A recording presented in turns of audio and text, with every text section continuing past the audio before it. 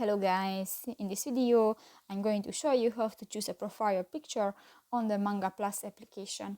But first of all, I just want to mention, please don't forget to subscribe to our channel, because at 100,000 subscribers we are going to show you our YouTube revenue statistics and growth strategy, how to make money online. So let's jump into it. First of all, open the application on your device. That's the home screen. You can find different mangas, and if you want to choose a profile picture, click to the lower bar on the screen, go to the profile icon next to the brush, and in the My Shelf section, go to the settings icon at the upper right corner of the screen, and you can find the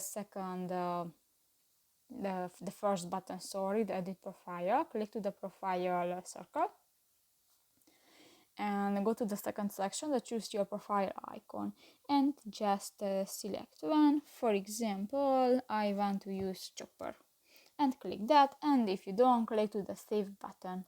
So that's pretty much it for this video, guys. See you in the next one. Bye bye.